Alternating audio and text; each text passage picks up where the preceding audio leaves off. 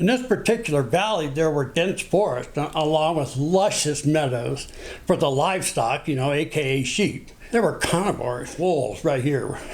The shepherds of that day literally stood between the predators. All of a sudden, there's this silhouette from the brightness of the moon of a bear walking past my tent. Next thing I realized, I was lost. I had no idea where I was at.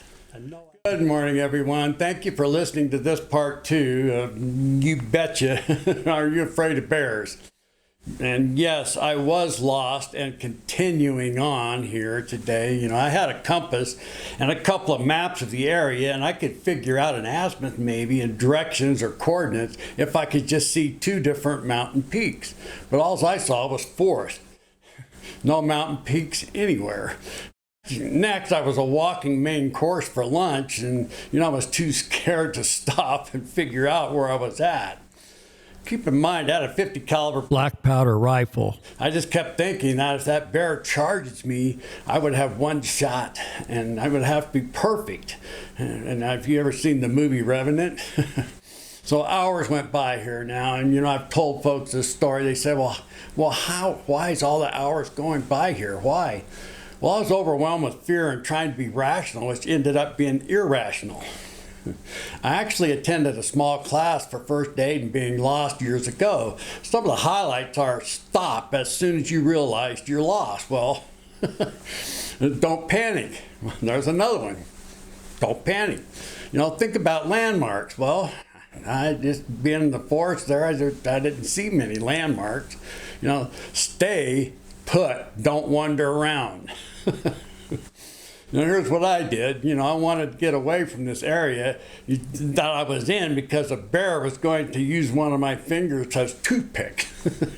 So I just took off walking in a direction, hoping to find something, someone, or a way out. I kept walking and climbing, going through the terrain, walking for about an hour or over an hour. And all of a sudden I realized I had walked in a circle. Isn't this almost the same place I was an hour and a half ago? I was totally depressed. This time I used my compass to point out a straight path to walk, watching my compass. I stacked a pile of rocks for a marker that hopefully I would never see again. Walking in a straight line in a forest, this forest was not easy. You had to climb over things, walk through the valley again in the shadows, the valley of shadows where the bear is hiding again. The next move is another do not do this while lost segment. After I walked for close to an hour or more, I thought I picked the wrong direction to go straight. So I turned around and walked backwards to the pile of rocks.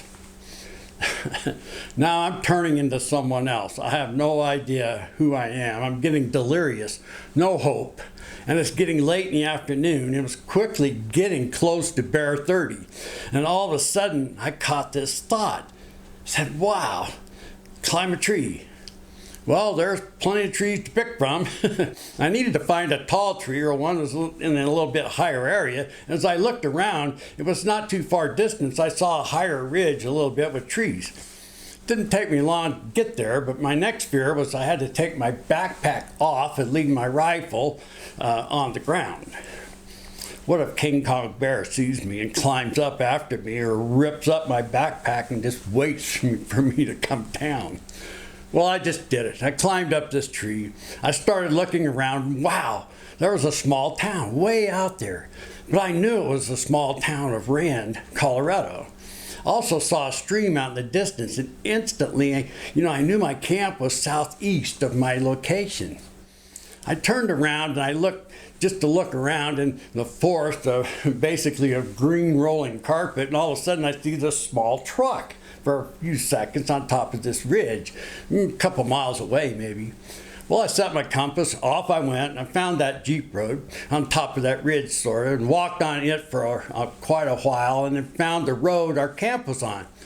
Also found that stream on the way there, and I used my hand as a cup. Boy, did I need a drink because I was so thirsty. And finally found my camp. It was almost dark then, but the campfire and the cooked food welcomed me. When I sat down and told my story, I couldn't believe the reaction I had in my mind, the fear of a bear that I never saw Yep, I never saw this bear that I was so afraid of. I figured I was lost for about 11 hours. You know, at that time in my life, I did not have the Holy Spirit in me. But as I look back on this encounter with this invisible bear, I felt that there was something that helped me get it together and climb that tree. You know, so back in part 1, I started with Psalms 23:4. Even though I walk through the valley of the shadow of death, I will fear no evil, for you are with me. Your rod and your staff, they comfort me. As we walk through life, sometimes we feel or face fear. There are all kinds of generated types of fear.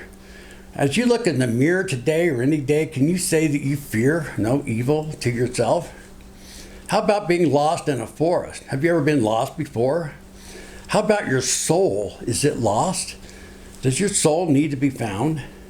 You know, I really think God does things for us, you and me. Even if you are lost and don't believe in Him, I think He gives us thoughtful chances now and then to point you in a good direction to change your life. I know that He will find you if you ask Him to.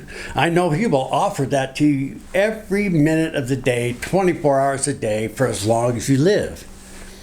He sent His Son to us with open arms, searching for anyone that is lost and in the valley of the shadows of death. Just ask Jesus if you can come to Him.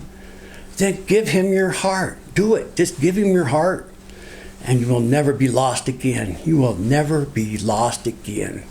What have you got to lose, folks? Nothing. You have nothing to lose. That's it, folks. Thank you for watching. We'll see you down the road. If you have questions about recycling your heart, come to the Greeley Vineyard Church or Google the Vineyard USA website and find a church near you. Contact them and there will be someone there to help.